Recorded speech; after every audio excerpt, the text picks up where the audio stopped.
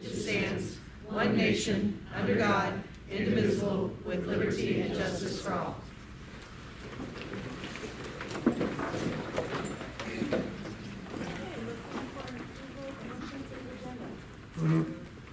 Second. It's been moved and seconded to approve the agenda. All those in favor, please say aye. Aye. Opposed, same sign. Motion passes. Comments and suggestions from citizens. If there's anyone here today that would like to speak, address the board, it is a listening session. You have 3 minutes.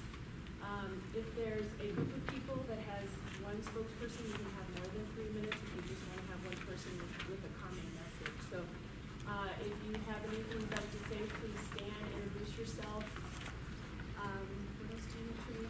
Name and where they're from. Name and where you're from, and then we can let you know when your time is up. Is there anyone that would like to address the board?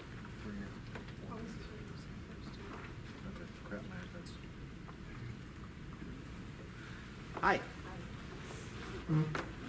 My name is Daniel Reese. On behalf of, I guess, my family.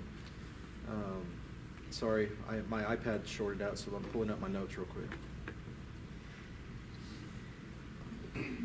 I think I'm speaking on behalf of several people, if that's okay, but I won't be long.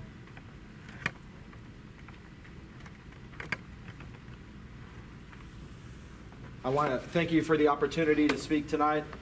I'm here to respectfully encourage the board to consider policies to allow students to take Sundays and Wednesdays off from school-related activities, whether that means excusing them from optional events, practices, homework deadlines, or other commitments on those days. This isn't about lowering standards or reducing learning opportunities. It's about protecting something towards stronger learning, better mental health, and long-term success, dedicated time for family connection and genuine rest. Today's students often school, sports, clubs, lessons, homework that leave families rushing from one obligation to the next with little predictable time to simply just be together. Designating 2 consistent days each week for family and recovery could ease that pressure and yield measurable benefits. Quality family time stands out as one of the most reliable predictors of positive child outcomes. Frequent shared family meals, for instance, are consistently linked to improved academic performance, better nutrition, higher self-esteem, stronger emotional well-being. Multiple studies involving thousands of young people, regular family meals reduce risks of depression, substance abuse, including alcohol and vaping, behavioral problems, and eating disorders, while fostering better communication and a sense of belonging. One analysis found that higher quality family dinners were associated with 22 to 34% lower prevalence of substance use among teens, with low to moderate levels of childhood adversity. Broader family engagement, conversations, or simply spending supportive time together correlates with fewer ADHD symptoms and behavior issues, better school adjustment, higher grades, lower dropout rates, and improved social and emotional skills. Strong family cohesion and emotional expressiveness have been identified as key predictors of students' academic well-being and psychological resilience. Children from families with greater emotional regulation, self-esteem, and the ability to handle stress. Protective factors that translate into better focus and motivation in the classroom. In contrast, when scheduling crowds out family time, we see increased risks. We see higher anxiety, chronic stress, burnout, irritability, and even declines in academic performance and mental health. I have seen this in my own children more times than I would like to count. Demands and homework beyond a certain point no longer boost skills, but instead contribute to emotional strain. Rest and recovery are equally critical. The brain is not idle during downtime. It actively consolidates memories, processes learning, solves problems, and builds creativity. Short breaks and adequate rest improve attention, productivity, emotional regulation, and long-term retention of information. Just as athletes require recovery periods for peak performance, students benefit from predictable breaks that prevent cognitive fatigue. Chronic busyness without sufficient rest is linked to poor sleep, diminished higher concentration, and higher stress levels, all of which undermine academic results. By protecting Sundays and Wednesdays as family and rest days, we would give students space. Days and Wednesdays as family and rest days, we would give students space to recharge, strengthen family bonds, and return to school more focused and more diverse family needs, whether that is centered on faith or culture or simply recovery, while reducing guilt and conflict from working parents. It'll diverse family needs, whether that is centered on faith or culture or simply recovery, while reducing guilt and conflict from working parents. It aligns with what we already know works in education, supporting the whole child, academically, socially, emotionally, and physically. And that leads to better long-term outcomes. Flexible models in other communities demonstrate that safeguarding family time and rest does not harm achievement by building the foundational well-being students need to thrive. I'm not proposing that we eliminate extracurriculars or lower expectations. They provide valuable enrichment when kept in balance. But intentional space for family connection and recovery helps prevent the downsides of overscheduling and ensures every child has the support system that they deserve. I respectfully urge the board to explore practical implementation, perhaps by designating Sundays and Wednesdays with no required school activities or major deadlines while still allowing optional participation. Let's model that true student success includes strong families and well-read minds. Our children deserve schedules that sustain them rather than deplete them. I believe with everything in me that stronger families will make a stronger district, and you will see academics and athletics and extracurricular activities improve. Thank you for your time and your consideration.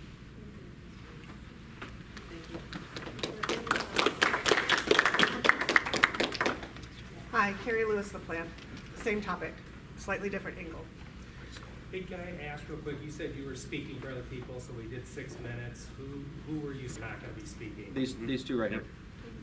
And probably several others. Okay.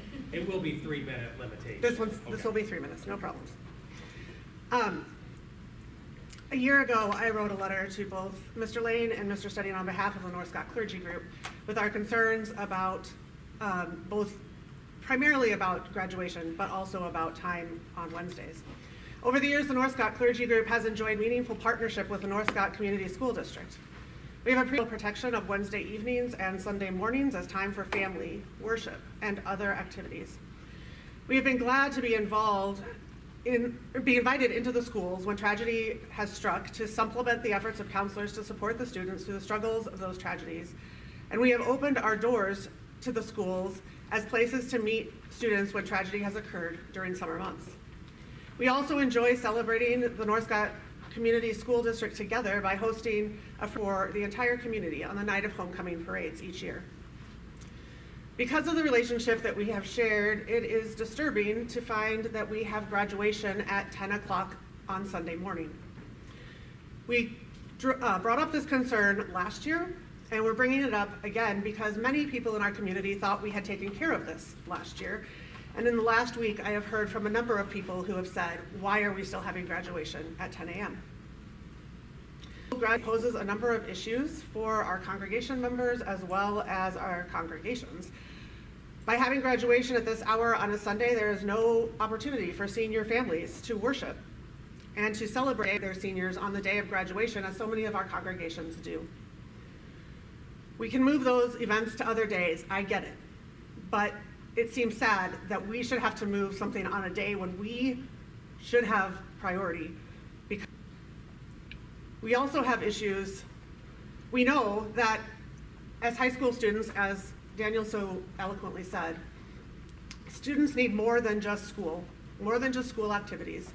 They need time with their families. They need time with their congregations. They need time with their friends. My kids at faith value their Wednesday evenings, particularly at the end of the school year, so that they can be together, so they can be who they are, so they can find time to rejuvenate. We would like to respectfully request that we reconsider the time of graduation, as well as consider making sure that activities on Wednesdays are done and students can still attend those activities and spend time with their families that help them to rejuvenate, to build strength, and to rest their minds, especially in very stressful times. Thank you. Thank you, Kathleen. Is there anyone else that would like to address the board? Anyone else that would like to address the board?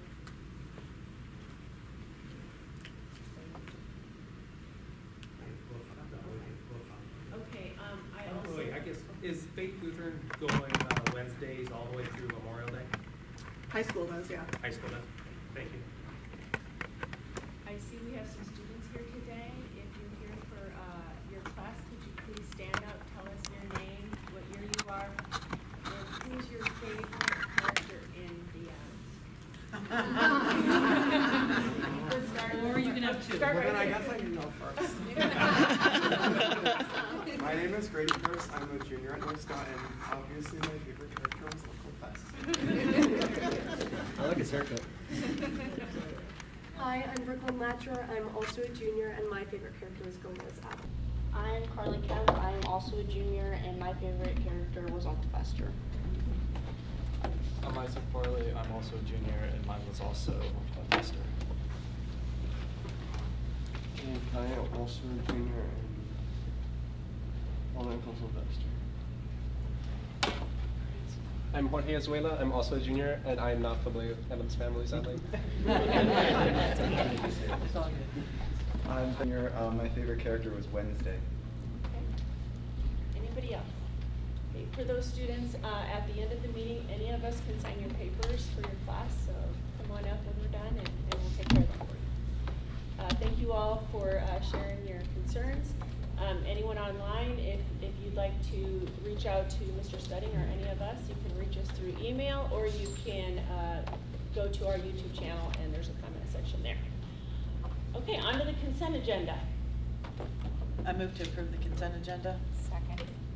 Okay, it's been moved and seconded to approve the consent agenda. Or any discussion in favor, please say aye. Aye. Opposed, same sign. Motion passes. Okay, recognition. All right, we have a bunch tonight. I'll read the first two since they're short, but the rest, the other ones I'll talk about in just a second. But we have Lindsay Ducey, thank you. Was a qualifier, and Skylar Schlack was 6th place, so congratulate to them at ESTA. The next one, we had Ryan Squires, 12th grade violin, congratulations. Now the choir, the band, and the orchestra is all of their all-state, and so as you can see, we do extremely well. Those are all are listed in our agenda, so congratulations, our fine arts. I went to the play, phenomenal. So good. You know, the talent that we have, and every year I think we're gonna graduate talent. There's no way it's gonna be any better than it was the year before, and somehow it gets better. And congratulations on the musical, it was phenomenal. The team effort by the people backstage and the parents, it's just amazing. Amazing. Ben and Grady, or anybody else from Very Brooklyn? cool. Congratulations. Okay, on to bills. Jill. This evening I have $920,455 worth of bills presented for approval. The items I've selected to highlight include payment to Barron's Tate Consulting Group. It was for $2,500, and they did our IRS arbitrage rebate calculation. There's a payment to Everway Holdco for $6,300 for special education math curriculum, professional development, and training. And a payment to the Iowa testing programs for $9,208 for the spring ISAP testing. Thank you, Jill. Yep, thank you. Make a motion. It's been moved and seconded to pay our bills. Are there any questions for Jill? Is that ISAP, has that Iowa testing gone up this year? Is Maybe that a a little, not enough, okay. Nope. I was wondering. Thanks, Jill. Anyone else? Okay, all those in favor, please say aye. Aye. Opposed, same sign. Motion passes. No committee reports today. On to the junior high report. Mr. John. All right.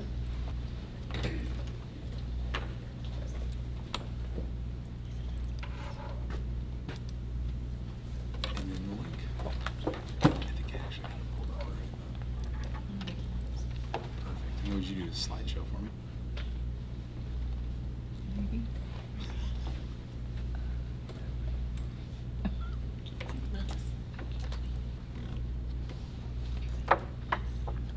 There we go. All right.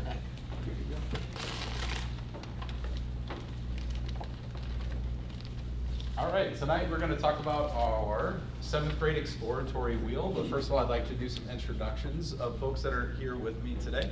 So Chris Bogus and Courtney Wiedemann, if you all want to come on up. So Chris Bogus is our art teacher, and Courtney Wiedemann is handling our agricultural technology.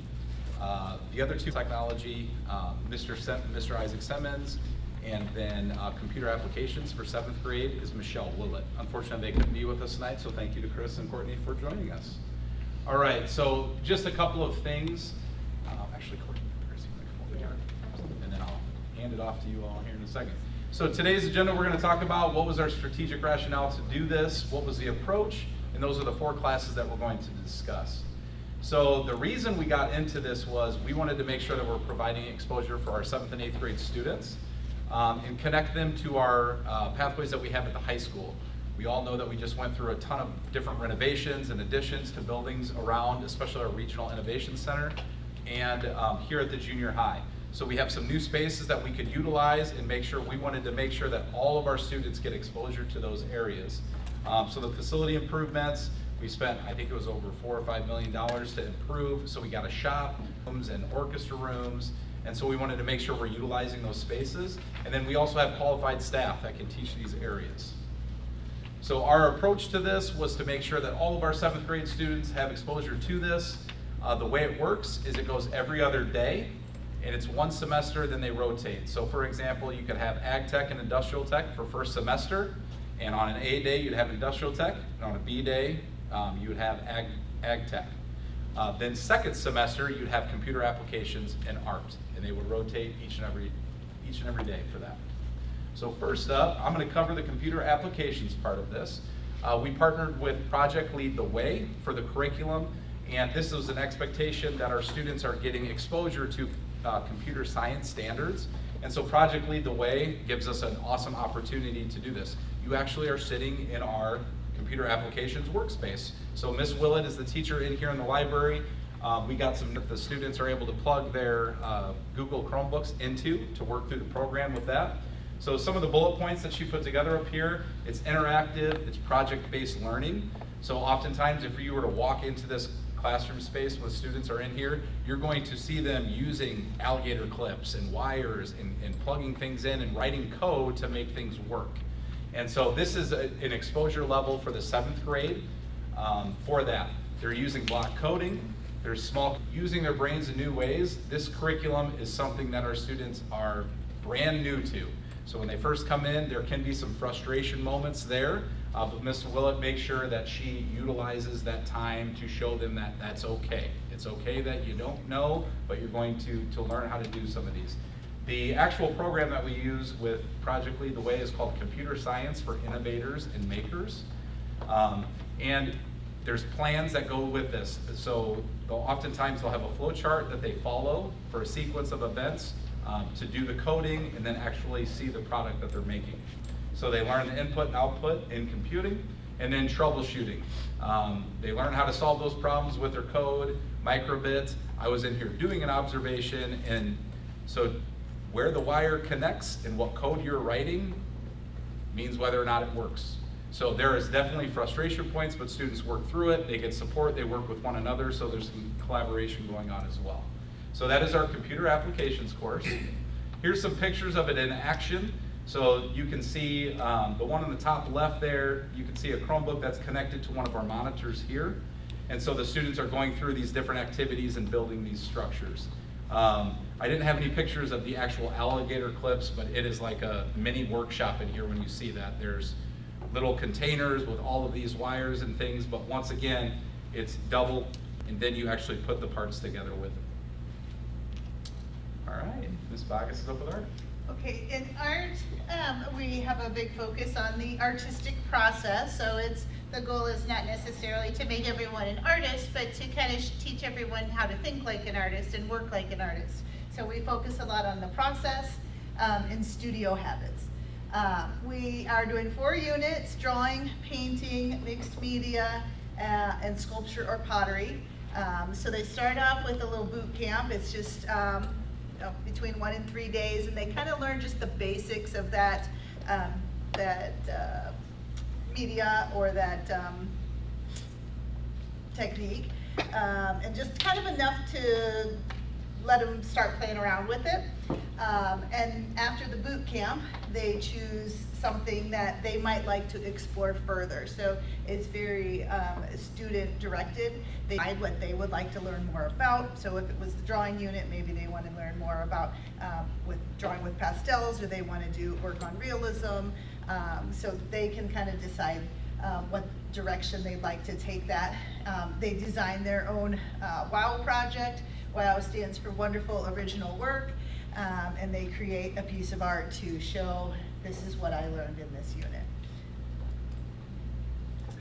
So here's a few photos of students talking about it so far, and this is new for me. I've been teaching a long time, but this is kind of a new approach to it, is that at any given time, you'll have every student working on something different if you walk into the room.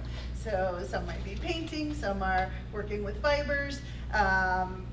They learn from each other. They're constantly asking each other for feedback about their work, which really just kind of is happening organically, which is really awesome to see. Our Red Wall Junior, our junior high Red Wall, kind of like the Red Wall over at the high school auditorium. But this one's down in our new wing, headed towards our new band room and so on. And that's their display space for when they're finished. So you can, it's small, I know, but all of the artworks there, like no two are alike. So it's not like the whole class is gonna paint penguins today or whatever. They all make what they want. So it's kind of cool. Thank you. I like what's on the wall right here. Yeah, that was the what's on the wall in here was the mixed media unit for the first semester group. Yeah, cool. Yeah, thank you. All right, I'm going to take the industrial technology piece of this.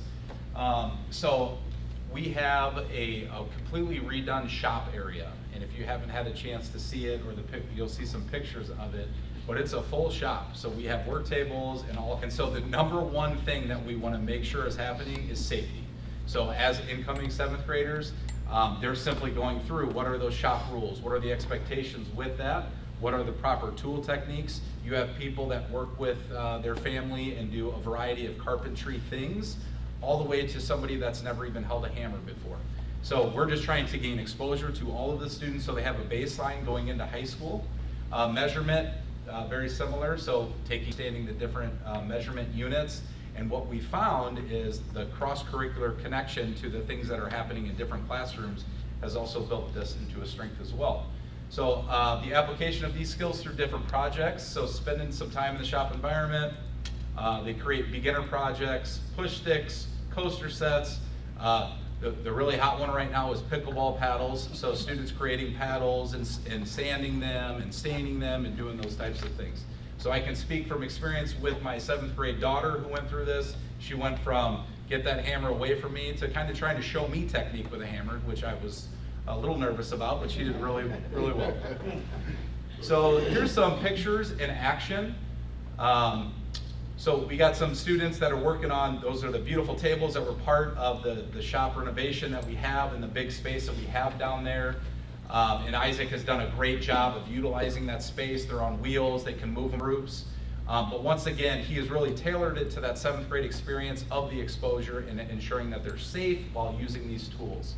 So you can see some clamps there, you can see some students working measurements and doing those types of things. All right, with this ag technology, and I just want to make a quick thing, because I learned this morning, #1 in the state of Iowa for junior high. So, no pressure, Courtney. All right, hello everyone, I'm Courtney Wiedemann. I am the agricultural technology instructor here at the junior high. So just gonna walk you quick through what our 7th grade classroom looks like and course looks like. So here we basically took our curriculum from the past couple years, pared it down to more so the 7th grade classes being exploratory, focused, and trying to get them students to think about, where does their food come from? How does it get to my plate? It does not come from the grocery store. There are many steps before that. So that is the 3 units that we have here. We have our first unit that focuses on careers as well as the leadership side of things within agriculture and the industry. And then we go into agricultural products is our second unit. Within that unit, we talk about plants and plant products. And then we also talk about animals and animal products. That's always a fun unit because in our plant products, we actually make pickles. Students can bring in their own spices and herbs and create their own. And then within our animal unit, we actually make ice cream usually. So that's always a hit with the students as well. Our third unit then is our technology and agriculture unit. This unit is more so a combination of all those units previously. To kick off that unit, we go over to the Regional Innovation Center. So we do take a field trip over there and do a full building tour. The students is to, okay, look around, see all these different spaces. Now, what can you do or what could you make to make something easier? And then we vote on, and we do like a little classroom competition at the end and vote and all that good stuff. And then we have class winners. So my class winner last semester, this individual designed a watering can, but it's not just a watering can. It also has the ability to have you dispense seeds while you're watering. So the idea is you're doing both at the same time and saving time that way. So those are some different things that we've done in terms of activities. Again, just getting the students exposed to what is agriculture, and getting them past this idea of about where does their food come from, past just their plate in the grocery store. I think there's some pictures on the next slide. So here's some different pictures. So we have some individuals trying their pickles in the left picture as well as the top center picture. And then in the bottom center picture, during our leadership unit, we have the state FFA officers come and do officer visits. During that time, they do different activities with the students, focusing on leadership skills, but also different careers within the industry.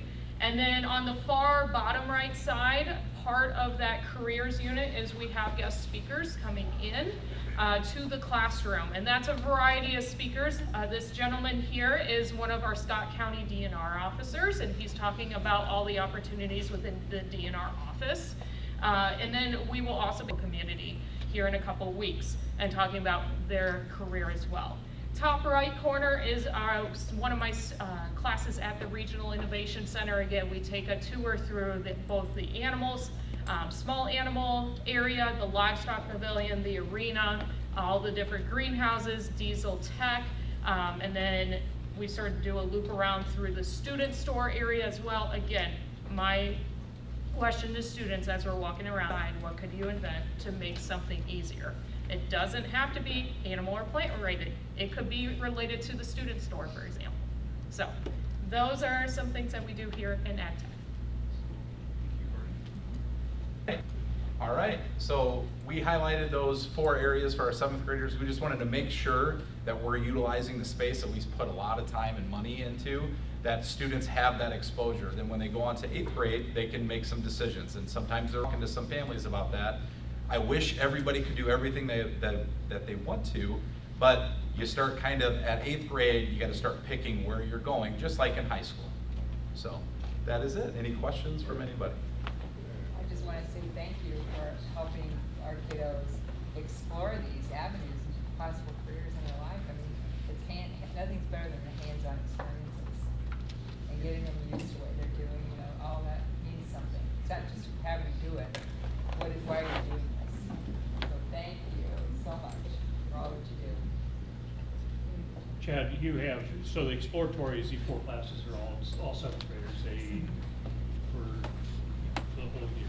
8th grade, 8th grade, they could go into any one of these areas, as well as you have band and orchestra and choir is all 7th grade and 8th grade. Yes, yeah.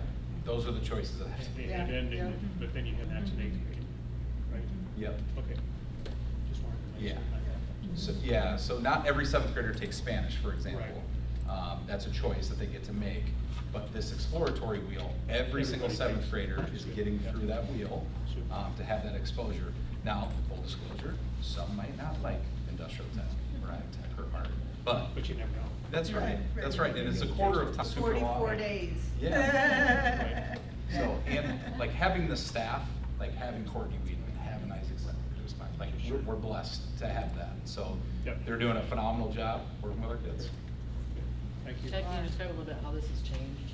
Like, so was it only 8th graders in the past? Because they had to choose one or the other. So how is this? Because you've always offered industrial tech, ag tech, art, and I can give you the historical. So when I first came, we had ag tech pretty much combined with industrial tech. All right, so we had one person, that was Courtney Weedman, doing both of those. So she was designing her curriculum as she could to expose them to both sides. When we got the shop redone in a new space, we hired Mr. Isaac Simmons, and so now he can focus on that side, and Courtney put it way more eloquently than I can with all the FFA and the things. So that's ways that kids are looking for, and I hear from, at the high school level, Mr. Lane and the teachers, all the teachers are hungry to make sure that these kids are getting exposed to this, so when they get to high school, they're making some more informed decisions with those pathways. So that's the change that I've seen. And then the computer science thing, that was a relatively new expectation from the state, that students are getting exposure to the 7th grade, and then in 8th grade, they all do take Project Lead the Way with Mr. Nelson, and that's for a full semester. And that's where they're doing automation and robotics, and then app creators. So if you come through the school, you might see some robots roaming around, they do a lot of different projects. But what we're finding, this is the first year where all 7th graders will have the computer apps course, which provides that baseline knowledge. So Mr. Nelson can work a lot more quickly with the 8th graders and hit those bigger projects. So you've really taken what you used to offer 8th grade and brought it down to the 7th grade level. Thank you. All right, thanks everyone. Thank you. Thanks for taking your time today. Good job. Okay, moving on. No old business, new business. Yeah, so first, it's just the annual Iowa Association of School Boards membership. And every year I say, this is a very important organization to the school board and to the school district. It's most of our training for you comes from the school board, whether it's the convention or the different webinars that they have. They are superintendents and school boards in their development. It's also our superintendents and school boards in their development. It's also our policies go through them too. So we really count on them and their legal staff looking at the new laws and updating the policies. That's how we're able to stay up on that for it. We're actually offering a new service. I think it's to review every policy if they want. If you want to go through it, is it over 3 years? Every 3 years. If you wanted to add that, but it's valuable. I would definitely recommend that we pay our dues and continue not only to be a member, but to utilize the organization to its full extent. And the increase this year is what? It is, well, this year is $11,136. I don't recall what it was last year. It's zero. It wasn't zero. It's zero. Thank you. Increase is just they're doing a great job partnering up with different corporate partners that allow us. SAI and school board does a phenomenal job in able to control the cost. Now that 11,000 isn't just our dues; that's also the Sibley and the others that we use. So. I move to approve the Iowa Association of School Boards membership dues. Second. Okay, it's been moved and seconded. Any other comments or discussion from the board?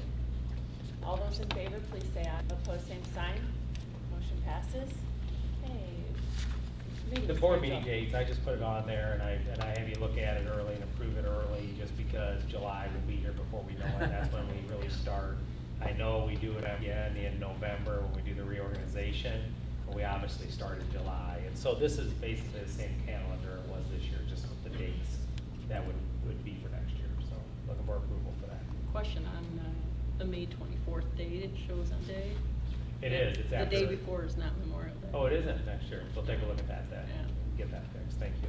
Because Memorial Day is the following week, isn't it? Yep. Yeah, then we can do Monday. A lot of times we have to do Tuesday because it's This after year we are Memorial doing Day. Tuesday. Yeah. Okay, looking for a motion, please. Move to accept the calendar. Second. Okay, it's been moved and seconded to accept the school board meeting dates. Any other questions or comments? All those in favor, please say aye. Aye. Opposed, say aye. Motion passes. Okay, certified staff. Yeah, so we're recommending a contract for next year. That is a 2.17% total package for our teachers next year. I appreciate everybody on our side that volunteers their time and goes through that process, and the large committee we have from the teachers. 2.17% for a teacher who's going to have a bad medical year is not a raise enough. They will go backwards based off of the medical changes. I just remind you of that. I know, we're in tough budgets with the 1% new money and stuff, and when we look at the retirement, it's the package that we can afford. And I know we had our exempt session. I know people probably thought, oh, I wonder what they were doing back in the back room. We had an exempt session over negotiations, and so that's what that was for. So I'm recommending to approve the teacher's contract for next year at a 2.17% total package. Make that motion. Okay, it's been moved and seconded to approve the certified staff compensation. Any other questions, comments? Okay, all those in favor, please say aye. Aye. Opposed, same sign. Motion passes. Thank you. Okay, Mr. Stebbins. Yeah, legislative update, possibly get done this week. There was a movement today on some appropriations out of the Senate, and they were still going to be meeting tonight. So I think their goal is to try to wrap it up this week. Obviously, the two property tax and the carbon pipeline are still two big issues out there. Don't know how those will be. Last week, though, two things that went through that will impact us. 8th graders next year will be eligible for varsity athletics.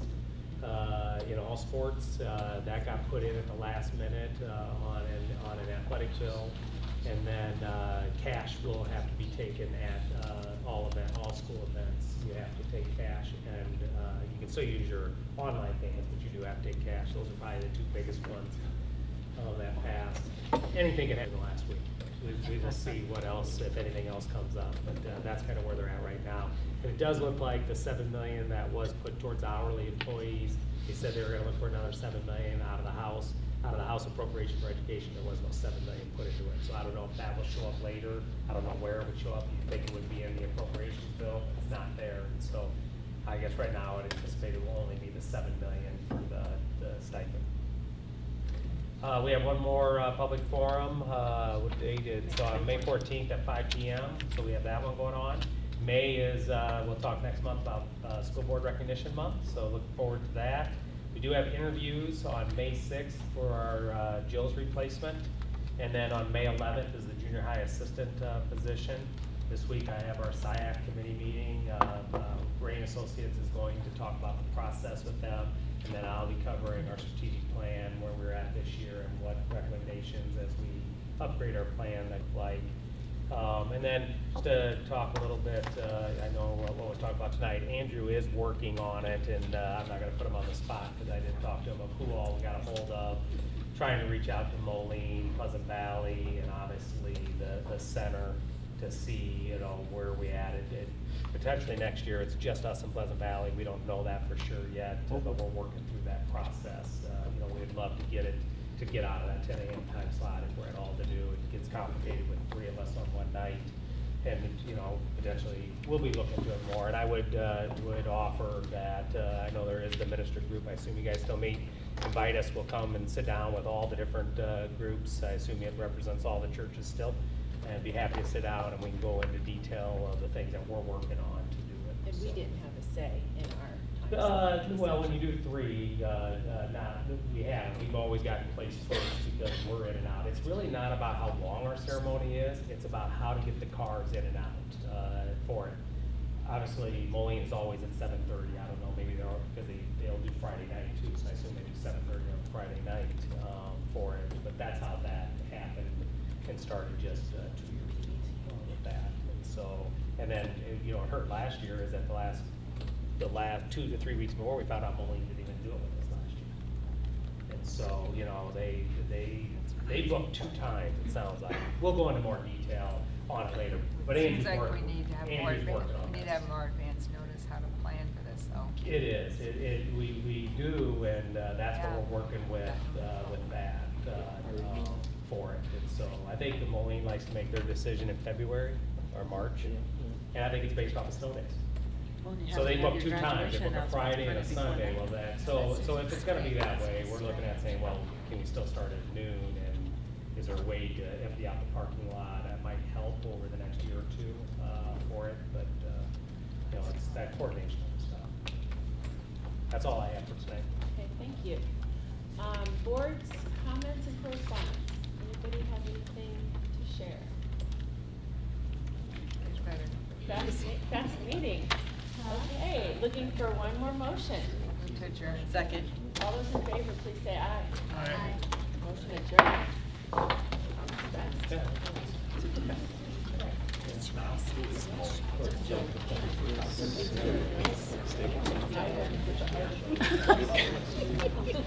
Two weeks.